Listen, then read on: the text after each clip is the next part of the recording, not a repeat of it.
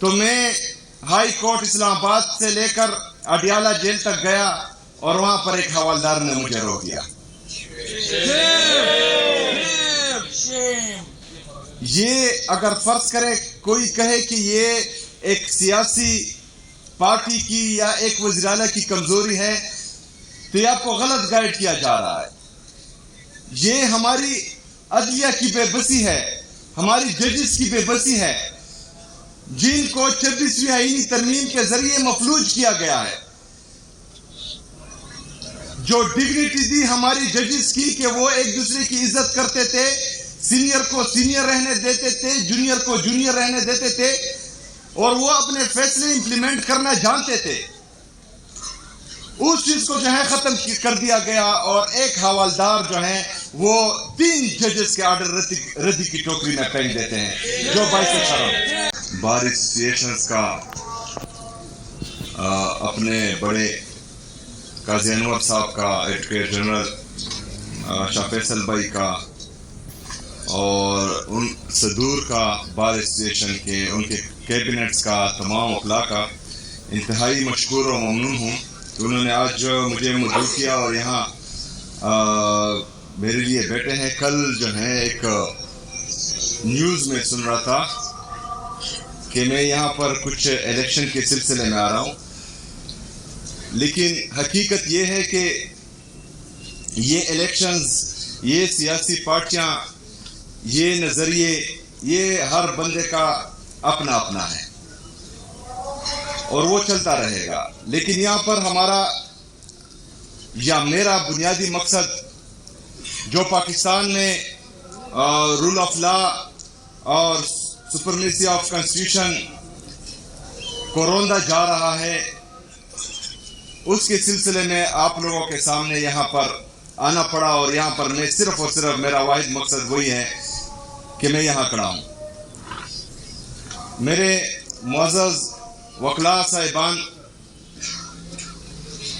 اگر میں آپ کو قانون کا درس یہاں دوں تو یہ زیادتی اس لیے ہوگی کیونکہ آپ کا فیلڈ وہی ہے.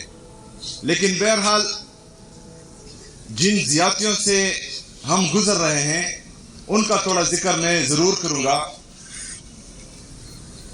26ویں آئینی ترمیم کے ذریعے جو ہمارا خیال ہے کہ عدالتوں کو مفلوج کیا گیا, اس کی مثالیں ہم پیچھے زیادہ نہیں جائیں گے. میں ایک صوبے کا, آپ سب کا منتخب کردہ وزیر اعلیٰ ہوں, چاہے جس بھی پارٹی سے ہوں. یہاں پر ہمارے کافی دوست مختلف پارٹیوں کی لائر فارمز بیٹھی ہیں, لیکن میں یہاں پر جو ہے لایا گیا نہیں ہوں. میں منتخب ہو کر آیا ہوں اور الحمدللہ ایک جمہوری طریقے سے آیا ہوں.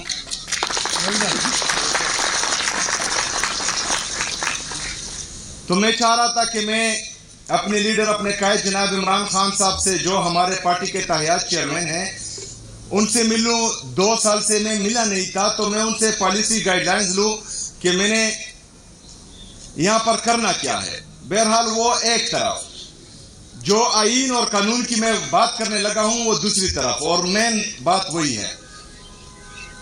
میں نے بحیثیت گورنمنٹ اپنے صوبائی ہوم ڈپارٹمنٹ سے کہا کہ آپ پنجاب کے ہوم ڈپارٹمنٹ اور وفاق کو لیٹر لکھے کہ میں ملنا چاہ رہا ہوں.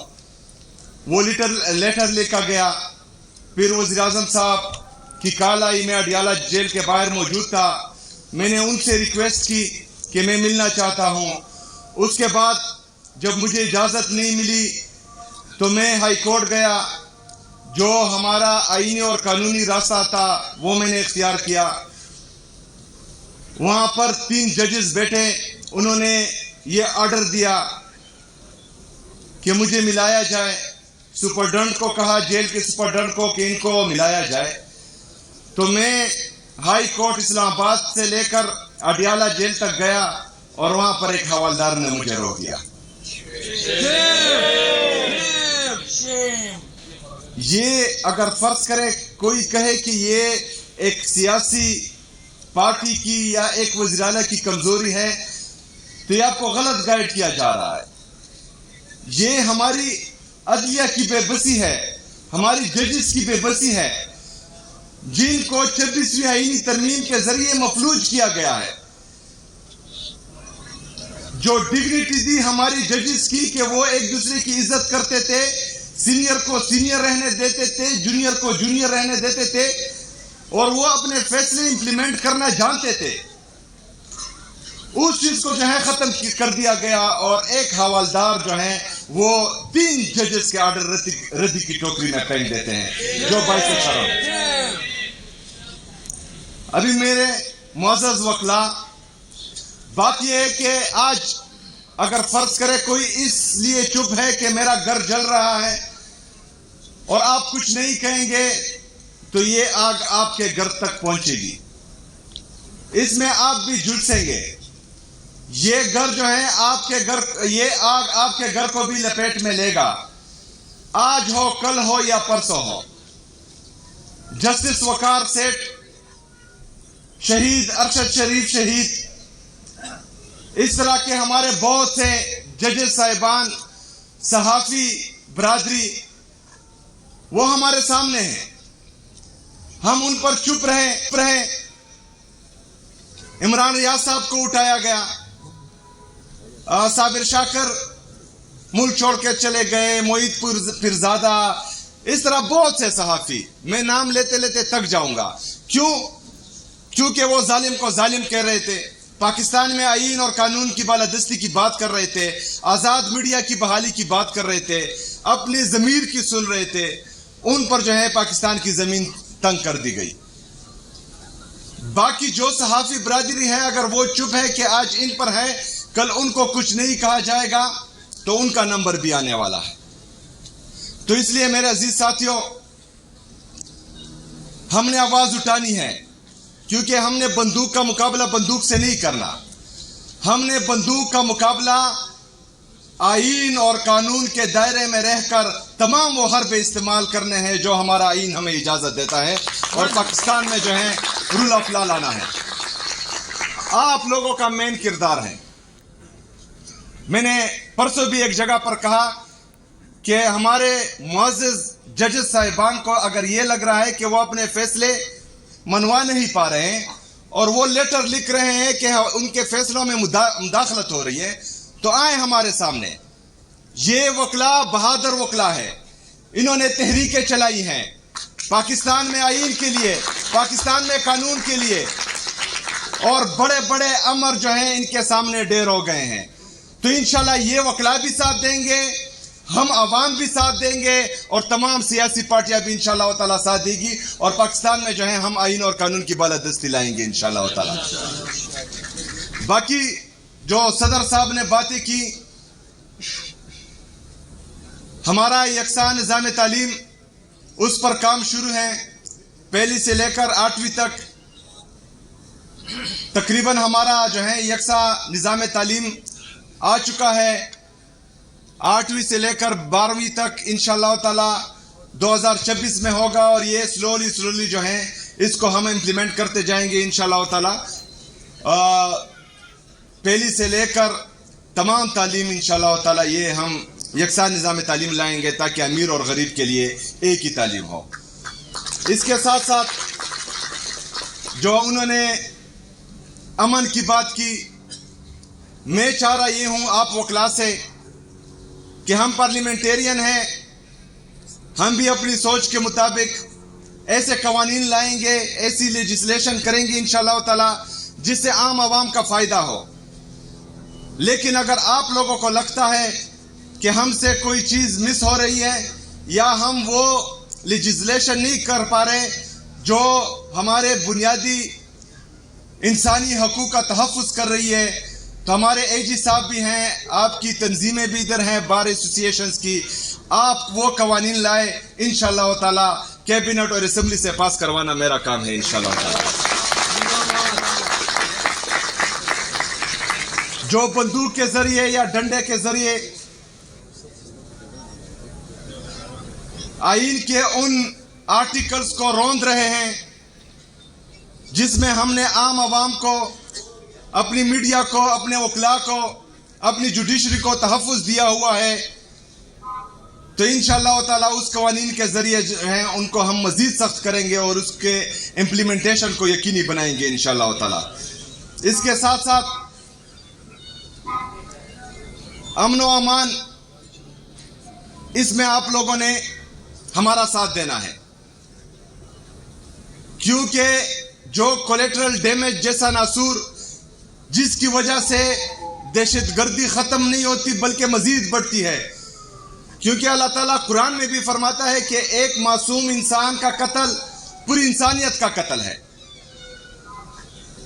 تو پھر بحیثیت مسلمان اور بحیثیت پاکستانی ہم نے عام عوام کو تحفظ دینا ہے. اس کے لیے بھی انشاءاللہ تعالیٰ میری اسپیکر صوبائی اسمبلی سے بات ہوئی ہے، اس کے لیے بھی قوانین لا رہے ہیں تاکہ کسی معصوم کی جان جو ہے وہ ہماری سیکیورٹی فورسز یا صوبائی یا مرکزی حکومت کے ہاتھوں سے نہ جائیں، اور اگر جاتی بھی ہے تو اس کے خلاف بھرپور کارروائی ہو سکے. ہم نے کوشش کرنی ہے ساتھ مل کر بلا تفریق. سیاسی پارٹیاں، سیاست ہوتی رہے گی اور ہوتی آئی ہے، لیکن اس دفعہ انشاءاللہ تعالی ہم سب نے مل کر پاکستان میں آئین اور قانون کی بالادستی، آزاد عدلیہ کی بحالی، آزاد میڈیا کی بحالی، بنیادی جو ہمارے انسانی حقوق ہیں ان سب کا تحفظ بھی کرنا ہے اور ان سب کو جو ہے امپلیمنٹ بھی کروانا ہے. ناظرین اکرام، سہیل افریدی نے بڑا اعلان کر دیا. انہوں نے کہا کہ میں اپنے لیڈر عمران خان سے ملاقات کرنے کے لیے کسی بھی حد تک جانے کے لیے تیار ہوں. انہوں نے کہا میں ہاتھ پہ ہاتھ رکھ کر نہیں بیٹھا رہوں گا، بلکہ میں اپنے لیڈر سے ملاقات کرنے کے لیے جو ہے طریق چلاؤں گا. انہوں نے مزید کہا کہ ہائی کورٹ سے لے کے سپریم کورٹ تک کے ججز نے حکم دے دیا ہے کہ میری عمران خان سے ملاقات کروائی جائے، لیکن اس کے باوجود خان صاحب سے ملاقات نہیں کروائی جا رہی. انہوں نے واضح طور پر کہا کہ ججز کی اگر بات نہیں مانی جا رہی تو پھر ججز کو واضح طور پر وکلاء کو بتانا چاہیے، اور پھر وکلاء جانے، عوام جانے اور ہم جانیں. انہوں نے مزید کہا کہ میں ہاتھ پہ ہاتھ رکھ کے نہیں بیٹھا رہوں گا، بلکہ میں اس تحریک کو آگے لے کر جاؤں گا. پاکستان کا پانی بند کرنے والے افغانستان کا پانی بند کرنے کا فیصلہ کر لیا گیا. جی ہاں، آپ صحیح سن رہے ہیں. افغانستان جس دریا کا پانی بند کرنے والا تھا، یعنی کہ دریائے کابل کا، جہاں پہ سالانہ کروڑوں ایکڑ پانی خیبر پختونخوا میں آ رہا تھا، پاکستان نے فیصلہ کیا ہے کہ اس دریا کو ہم افغانستان میں داخل ہونے سے پہلے ہی روک لیں گے، اس کا رخ موڑ دیں گے. ناظرین کرام، دراصل جس دریا کا پانی بند کرنے کے افغانی شادیانے بجا رہے ہیں، وہ دریا دراصل پاکستان سے ہی افغانستان جاتا ہے. پاکستان کے چترال سے یہ دریا افغانستان کے کنڑ میں داخل ہوتا ہے، جس کو دریائے کنڑ بولا جاتا ہے، اور یہ جلال آباد کے پاس جا کر دریائے کابل میں انٹر ہوتا ہے، اور پھر دریائے کابل جو ہے وہ پختونخوا میں داخل ہوتا ہے. اب پاکستان نے یہ فیصلہ کر لیا ہے کہ اب وہ اس دریا کا پانی جو ہے روک دے گا، اور یہ دریا جو ہے جو کہ افغانستان میں داخل ہوتا ہے، اس دریا کا رخ موڑ دے گا دریائے سوات کی طرف. اور اس سلسلے کے لیے پہاڑ کے نیچے سے ایک سرنگ کھودی جائے گی، اور وہ پانی جو ہے وہ دوڑتا ہوا پہاڑ سے نیچے دریائے سوات کی طرف آ جائے گا. اور اس پہ نہ صرف بجلی کا منصوبہ بھی لگایا جانے کا فیصلہ کیا گیا ہے، بلکہ پانی مزید جو ہے وہ سٹوریج ہوگا، اور اس کو مومن ڈیم کی طرف موڑنے کا جو ہے وہ فیصلہ کیا گیا. اس حوالے سے حکومت پاکستان نے فوری طور پہ فیزیبلٹی رپورٹ کے اوپر کام شروع کر دیا ہے، جس کے بعد نہ رادہ ناچے گی اور نہ بجے گی بانسری. پاکستان کا پانی بند کرنے کے خواب دیکھنے والے افغانیوں کو لگا ہے 365 وولٹ کا بڑا جھٹکا. ناظرین کرام، یہ بات آپ ذہن نشین کریں کہ پاکستان کا پانی بند کرنے کی دھمکی پاکستان کو پہلی دفعہ نہیں ملی.